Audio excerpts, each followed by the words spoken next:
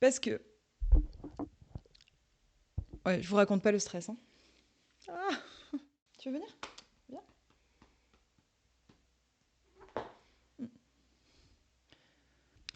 Position numéro 12. Je sais pas. En septembre dernier, je faisais partie de l'équipe. Je vous raconte pas le stress que c'était. Le 20 novembre dernier, il y a tout juste 2 jours, se terminaient les championnats d'Europe d'échecs par équipe. L'équipe de France féminine, après avoir dominé et mené la compétition, se retrouve à devoir se battre pour garder une place sur le podium. Vous n'imaginez même pas le stress de cette dernière ronde. Les filles sont menées sur les 4 échiquiers face à l'Ukraine. Elles menacent de perdre 4-0. Si elles perdent 4-0, l'Ukraine passe 3e de la compétition. L'Ukraine qu'on n'a pas vue du tout. Elle se ferait coiffer sur le poteau. Alors, retournement incroyable de situation, vous le verrez un peu plus tard. Démonté arrive à faire nul dans une position complètement perdante. Sauvetage de l'espace. Pauline Guichard arrive à faire nul dans une position hyper compliquée. Hyper compliquée. Un coup près, elle perdait la partie. À un coup près. Et grâce à la force de nos joueuses, au mental de nos joueuses, les filles ont pu avoir leur 3e place sur le podium. Et c'était vraiment, vraiment mérité parce qu'elles se sont battues mais comme des lionnes pendant toute la compétition. Vraiment, le contraire aurait été vraiment terrible. Ce résultat est incroyable et fait continuité avec le résultat de septembre lors du championnat du monde féminin de partie rapide où nous avons, je dis nous parce que je jouais, j'avais été prise en équipe de France, nous avons gagné la médaille de bronze. Nous sommes arrivés 3e du championnat du monde féminin de partie rapide. J'ai sélectionné pour vous 14 positions, 14 exercices tactiques issus des parties des filles. Les exercices sont plutôt accessibles, ça dépend de votre niveau. Donc n'hésitez pas à mettre sur pause pour pouvoir vous pencher dessus. Ferez-vous aussi bien que nos championnes? Let's go! Dans cette position qui oppose Sophie Millet à la joueuse estonienne lors de la ronde 1, Margaret Hold, les Noirs viennent de jouer fou C8. C'est au blanc de jouer. Je vous invite à mettre pause pour réfléchir. Vous avez remarqué que le pion E6 était cloué. Vous avez donc envisagé le coup fou prend F5 et après pion prend F5, dame prend E8 avec gain de dame.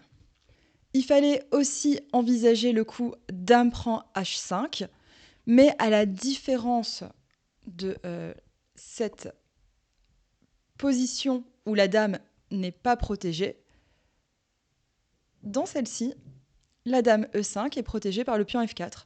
Donc Sophie joua fou prend E4 et après dame prend E5, pion prend E5. Si on fait les comptes, les blancs ont récupéré le pion qu'ils avaient sacrifié. Donc 5 pions contre 5, mais le fou E4 domine complètement son vis-à-vis, le fou C8, qui sera bloqué à la défense des pions C6 et D6. Et Sophie réussit à convertir plutôt facilement son avantage. Exercice numéro 2. Voici la position qu'a pu obtenir Démonté contre une joueuse espagnole, une maître internationale espagnole. Dans cette position, les Noirs ont joué F5. Je vous invite à mettre pause et à réfléchir. Donc, dans cette position, le thème qu'il fallait voir, c'est le thème de la fourchette. Et en fait, après le coup tout simple, dame prend E8, dame prend dame, cavalier F6, on assiste pas à une attaque sur 2 pièces, mais une attaque sur 3 pièces, une fourchette attaque triple, je ne sais pas comment ça s'appelle.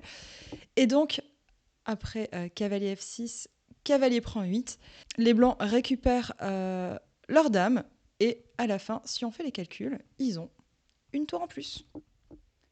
L'exercice numéro 3 est issue de la partie de Pauline Guichard face à la joueuse bulgare Gergana Pechava. Donc, les blancs viennent de jouer B2, B3, attaquant le fou.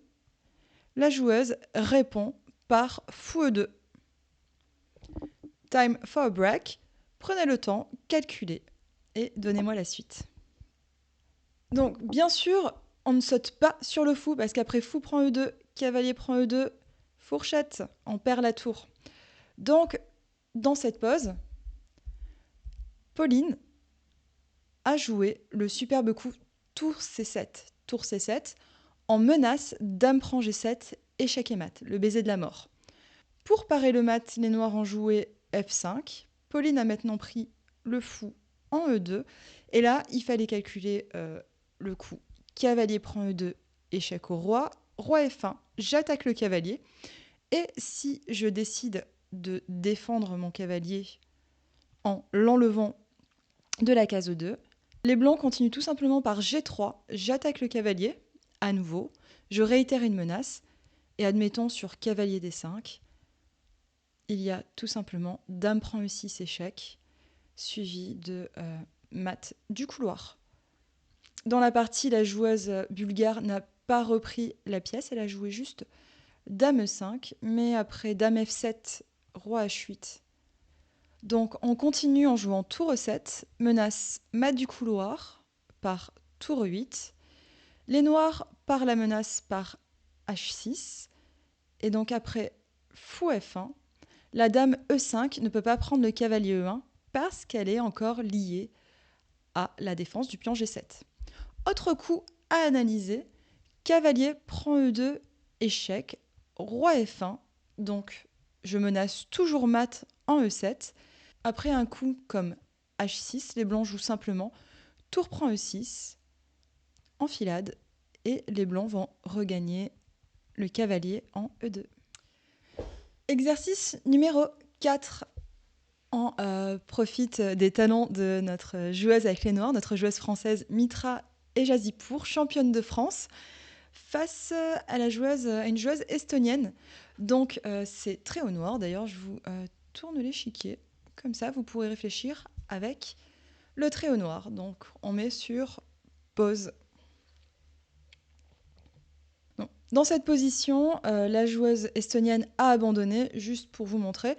Après, dame prend A3, c'est mat en 5 coups. Si vous voulez mettre pause maintenant pour essayer de trouver le mat en 5 coups, allez-y. Sinon, voici la solution. Donc, dame prend B3, roi C1, dame B2 échec, tout est forcé. Et après, tour B2, tour D2, échec et mat. Autre coup à regarder après tour E6, juste dame B1, dame prend B3, roi C1, fou prend B2 et OK, dame prend B2, dame prend dame et tour prend B2. Et aussi très fort, elle va mettre fin à la partie dans quelques coups, puisque le mat de l'escalier est imparable. Position numéro 5. On se retrouve avec cette position que Pauline Guichard a réussi à obtenir avec les noirs contre la forte joueuse géorgienne Lela Yakashvili. Donc, je vous laisse chercher comment la joueuse française a réussi à simplifier la position de manière assez directe pour lui permettre d'obtenir une pièce de plus. Juste pour information, il y a plusieurs gains différents dans cette position, mais celui-ci est le plus simple, le plus direct, et à clôturer les débats en quelques coups. Appuyez sur pause. Donc, vous avez reconnu dans cette partie le thème de la fourchette. Après, tour prend G2, roi prend G2, cavalier F4, le thème devient plus évident. On aimerait pouvoir jouer cavalier prend D3. Attaque, la pièce qui serait en F2, et le fou B2. Ici, c'est impossible, puisqu'après cavalier prend D3, les noirs prennent juste la dame. Donc, avant, on crée ce qu'on appelle une fourchette royale, en échange des dames, et après cavalier prend D3, le roi F2 et le fou B2 sont attaqués, et les noirs ont une pièce de plus. Position numéro 6, à nouveau. À nouveau, une partie de Pauline Guichard, on reste sur la même thématique de la fourchette. Vous avez les blancs. Donc dans cette position, Pauline Guichard a trouvé un moyen de simplifier assez rapidement et d'obtenir une attaque de mat en jouant tour prend H6, donc sacrifice temporaire de la qualité, puisqu'après tour prend H6, cavalier F5, attaque le roi et la tour. Le cavalier D4 est cloué, il ne peut pas bouger. Donc après roi G6, tour prend H6, roi F5, dame prend B6. La joueuse estonienne a joué 2 coups, puis a abandonné. En effet, le roi noir se retrouve dans un réseau de maths et ne devrait pas tarder à se faire mater. Position numéro 7. Position numéro 7. On suit démonté avec les blancs face à la grand-maître géorgienne Bella Kotenashvili. Petit indice, c'est pas forcément très simple à trouver, mais il y a une pièce dans cette position, voire deux, qui n'ont pas énormément de cases. Donc, je vous laisse mettre à nouveau sur pause et chercher de votre côté.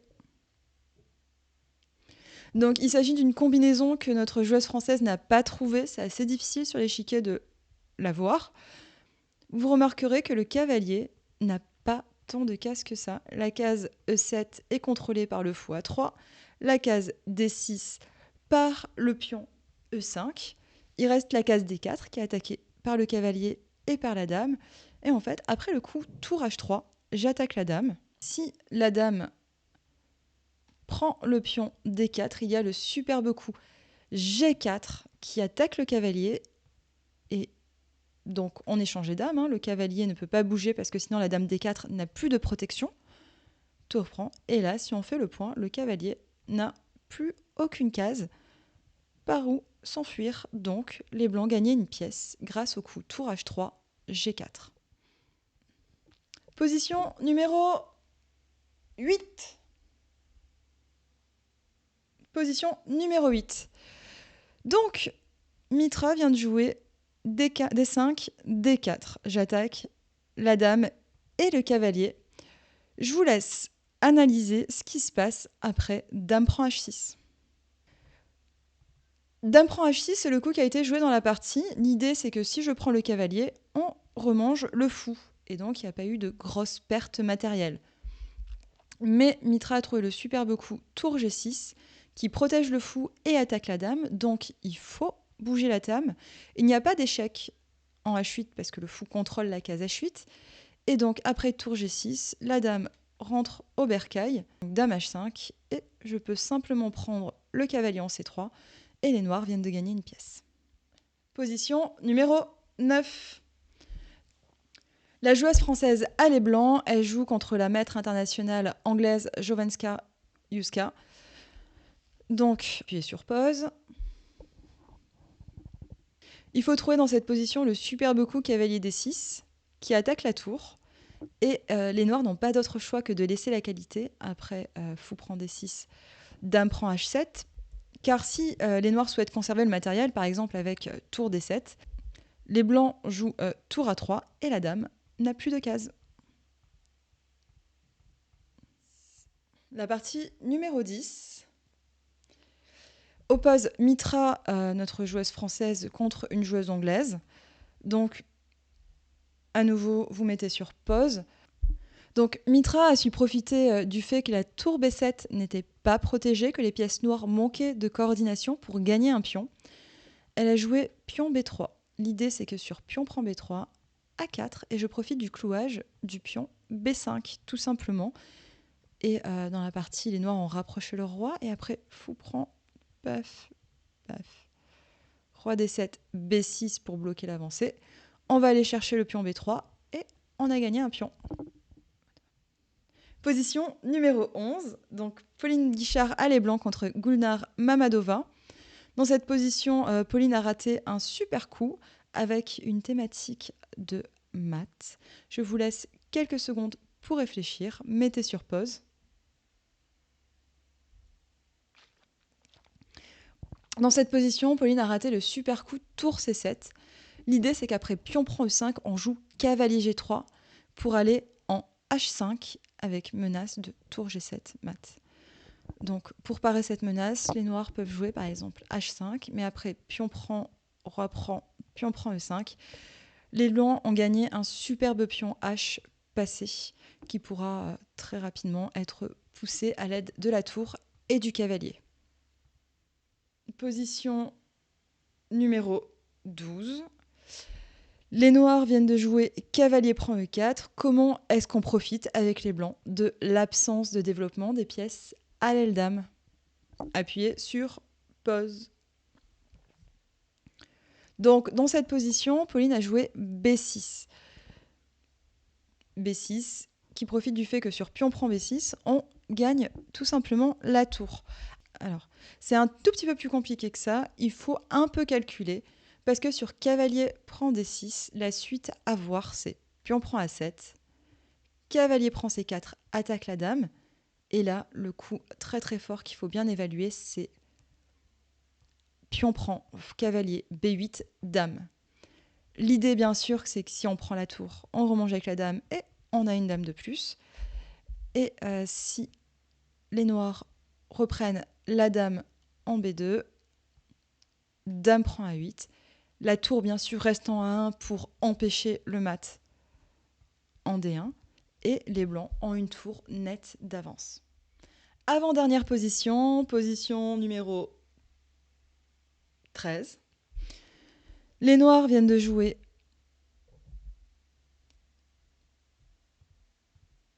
F4, F3. Mitra, avec les blancs, a trouvé une superbe ressource, le seul coup qui permet aux blancs de prendre l'avantage. Vous avez 15 heures. Non, allez-y, mettez sur pause, c'est pas facile. Donc, les noirs viennent de jouer F4, F3. F3 attaque le fou G2. Mitra a trouvé le seul coup qui permettait de prendre l'avantage. Tour D7. Donc, j'attaque la dame et sur fou prend tour, pion prend tour. Et là, si les noirs prennent le fou, promotion et avec une position complètement gagnante pour les blancs. Dans la partie, les noirs n'ont pas accepté le sacrifice. Ils ont joué dame H5. Après fou F1, les blancs se retrouvent avec une tour monstrueuse sur la 7e rangée, ce qui a permis à Mitra de prendre l'avantage et de gagner une partie importante. Donc, dans cette 14e partie, match décisif contre l'Ukraine, nous jouons pour la 3e place. Je nous remets dans le contexte. Donc, round 9, match contre l'Ukraine. Nous sommes déjà menés 2-0. Démonté est passé par plusieurs phases dans cette partie, de position complètement perdante, position égale, et elle arrive à trouver une ressource assez impressionnante. Comme vous le voyez, la joueuse ukrainienne n'a plus que 45 secondes à la pendule, démontée 1 minute 13. Donc on est sur le 40e coup. Après le 40e coup, rajout de 30 minutes. Démonté joue cavalier D5. La joueuse ukrainienne joue tour G3. Enfilade. Dame H5. J'attaque le pion F7. Donc là, on a déjà passé le contrôle de temps. Donc normalement, les joueuses ont les 30 minutes en plus. Il faut prendre une décision. Jouer tour G7 ou prendre la tour. Est-ce que la prise en F7 est si dangereuse que ça? La joueuse ukrainienne décide de prendre la tour. Et donc, après dame F7, roi H8, cavalier prend C7, récupère une pièce, tour échec, roi H2, dame D6, il faut trouver le superbe coup. Je vous laisse réfléchir et trouver la défense et me dire pourquoi, dans cette position, dans cette suite forcée, que faut-il jouer avec les blancs? Démonté a joué G3. G3 qui, après tour F8, normalement est perdant, mais a su trouver des ressources face à une joueuse ukrainienne possiblement stressée, fatiguée du tournoi. Dans cette position, le coup à trouver, c'est le coup tour E5. Tour E5 parce qu'après tour prend E5, donc là la position est assez incroyable, parce que les noirs ont quand même une menace d'échec à la découverte et de mat. Et dans cette position, il faut trouver le splendide coup, vous pouvez mettre sur pause, il faut trouver le splendide coup cavalier B5 qui attaque la dame. C'est-à-dire que sur tour prend E2, on mange juste la dame. Seul coup dame D8, tour prend E5, pion prend E5, et là, deuxième coup à voir. Dame H5, attaque le pion H6, attaque la tour D1. Et là, très très dur pour les noirs, mais il faut absolument qu'ils jouent le coup. Tour F1 pour empêcher les poussées de pions type F6. Parce que si par exemple vous jouez un autre coup comme tour D3, après dame H6, roi G8, dame G6, F6, menace mat en G7, attaque la tour en D3. Donc, les blancs doivent jouer tour F1. Et dans cette position, les noirs doivent jouer extrêmement précis parce que c'est hyper tactique. Et s'ils jouent comme il faut, s'ils trouvent les bons coups, les blancs n'ont pas mieux que la nulle. Donc Devante était un cheveu de pouvoir gagner, remporter cette partie malgré tout. Donc voici les 14 exercices. Alors c'était vraiment, vraiment pas facile, je suis désolée. Au début, j'ai dit que c'était à peu près accessible à tout le monde. Errata, il fallait quand même avoir des calculs assez poussés. On voit la complexité, la difficulté auxquelles les joueuses ont dû faire face. On les félicite à nouveau pour ce super résultat. Allez, bye bye!